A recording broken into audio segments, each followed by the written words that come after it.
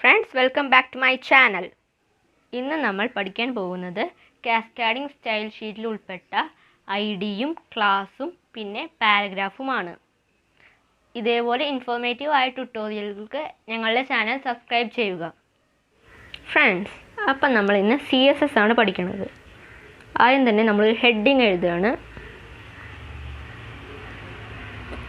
Hello world എന്ന് അതിൻ്റെ ഉള്ളിൽ കൊടുക്കുകയാണ്.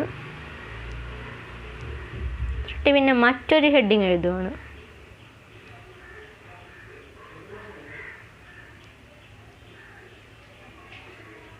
ഇതിൽ ഹലോ കോഡ് എന്ന് കൊടുക്കുകയാണ്. എനിക്കിപ്പോൾ ഈ രണ്ട് ഹെഡിങ്ങിനും ഒരേ പ്രോപ്പർട്ടീസ് കൊടുക്കണം. അങ്ങനെ കൊടുക്കുകയാണെങ്കിൽ ഈ HTML ഇത്രയും കൂടി ലെങ്ത്ത് കൂടാൻ സാധ്യതയുണ്ട്. അപ്പോൾ ഈ H1 മൊത്തമായിട്ട് ഒരു പ്രോപ്പർട്ടി കൊടുക്കാൻ ഒരു ഐഡിയ ഉണ്ട്. ആ ഐഡിയ ആണ് നമ്മൾ ചെയ്യാൻ പോകുന്നത്. ആദ്യം തന്നെ നമ്മൾ ഹെഡ് ടാഗ് ഉണ്ടാവും. ഈ ബോഡി ടാഗിൻ്റെ മുകളിലായിട്ട് ഹെഡ് ടാഗ്, അതിൻ്റെ ഉള്ളിൽ സ്റ്റൈൽ ടാഗ് ഉണ്ടാക്കണം. എന്നിട്ട് അതിൻ്റെ ഉള്ളിൽ ഏത് ടാഗാണോ നമുക്ക് ഇങ്ങനെ ഒരേ പ്രോപ്പർട്ടീസ് കൊടുക്കേണ്ടത് അതേ ടാഗ് അവിടെ എഴുതണം. ഇപ്പോൾ ഞാൻ H1 എഴുതുവാണ്. എന്നിട്ട് പിന്നെ ഒരു സ്പേസ് ഇട്ടിട്ട് കേളി ബ്രാക്കറ്റ്സ് ഇടണം. കുറേ സാധനങ്ങൾ കൊടുക്കാനുണ്ടല്ലോ. അപ്പോൾ ഈ കേളി ബ്രാക്കറ്റിൻ്റെ ഉള്ളിൽ നമുക്ക് ഇഷ്ടമുള്ളതൊക്കെ കൊടുക്കാം. ഇപ്പോൾ കളർ കൊടുക്കുകയാണ്, ഒരു റെഡ് കളർ കൊടുക്കുകയാണ്. പിന്നെ തീർന്നു എന്ന് അറിയിക്കാൻ ഒരു സെമിക്കോളൻ. പിന്നെ അടുത്ത ലൈനിൽ ബാക്ക്ഗ്രൗണ്ട് കളർ കൊടുക്കുക.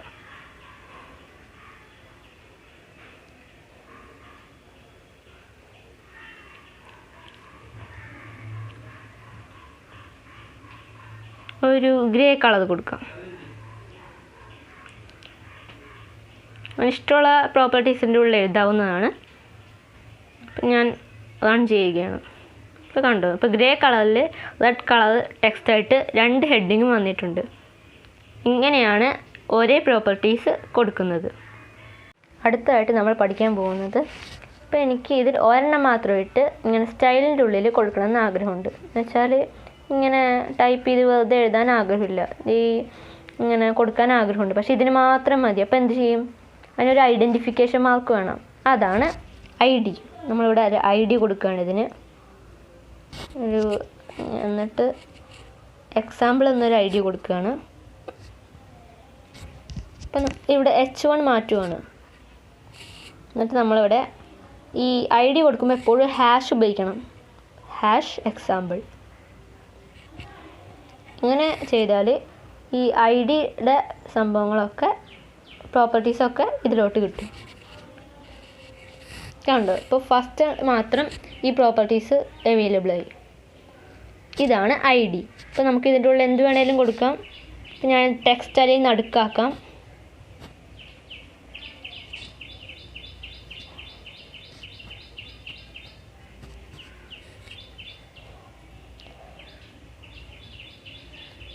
ഉണ്ട്, ഇപ്പോൾ നടുക്കായിട്ടുണ്ട്.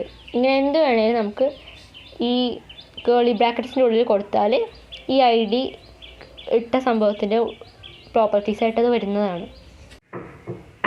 അടുത്തതായി നമ്മൾ പഠിക്കാൻ പോകുന്നത് പാരഗ്രാഫാണ്. നമുക്ക് വെബ്സൈറ്റിൽ കുറേ സംഭവങ്ങൾ എഴുതാനുണ്ടാകും. ഹെഡിങ് വെച്ച് തന്നെ എല്ലാം എഴുതാൻ പറ്റില്ലല്ലോ.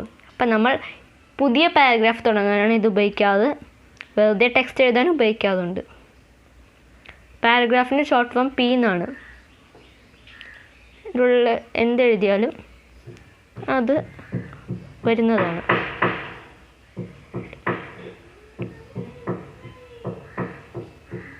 കണ്ടോ, ഇതാണ് പാരഗ്രാഫ്.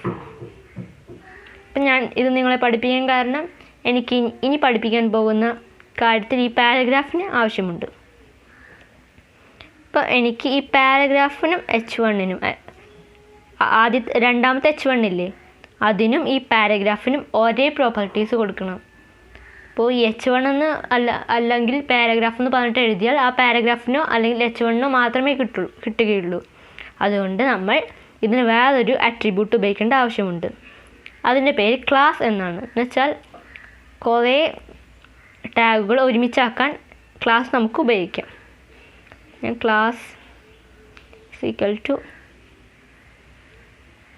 example2 എന്ന പേര് കൊടുക്കുകയാണ്. ഈ പാരഗ്രാഫിലും അതേ പേര് തന്നെയാണ് ഞാൻ കൊടുക്കുന്നത്. Class is equal to example2. ഈ ക്ലാസ് നമുക്ക് എത്ര വേണമെങ്കിലും കൊടുക്കാം, പക്ഷേ ഒരു ടാഗിന് ഒരു ഐഡിയേ പാടുള്ളൂ. അതിൻ്റെ മൾട്ടിപ്പിൾ ഐഡീസ് ഉണ്ടായാൽ അത് പ്രശ്നമാകുന്നതാണ്.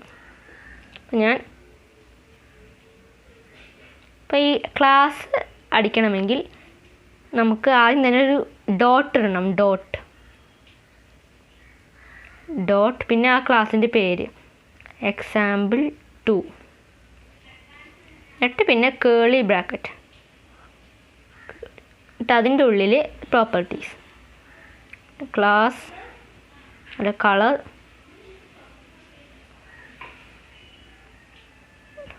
റെഡ് കൊടുക്കുകയാണ്. ഇവിടെ യു കൂടിപ്പോയി കണ്ടോ. ഇപ്പോൾ പാരഗ്രാഫിനും ഈ രണ്ടാമത്തെ ഹെഡിങ്ങിനും ഒരേ കളർ വന്നു. ഇപ്പോൾ നിങ്ങൾക്ക് തോന്നാം ഇതിനും റെഡ് തന്നെയാണോ, നേരത്തെ കൊടുത്തത് കൊണ്ടാണ്. നമുക്ക് വേണമെങ്കിൽ ആദ്യത്തിൻ്റെ കളർ മാറ്റാം. റെഡ് മാറ്റി ബ്ലൂ ആക്കി കാണിച്ചു തരാം. ഇപ്പോൾ സംശയം മാറി കാണും. ഇത് രണ്ടും റെഡ്, ഇത് ബ്ലൂ. ഇങ്ങനെയാണ് നമ്മൾ ക്ലാസ് ഉപയോഗിക്കുന്നത്. അപ്പോൾ ഇന്നത്തെ വീഡിയോ ഇത്രയേ ഉള്ളൂ. Thank you for watching.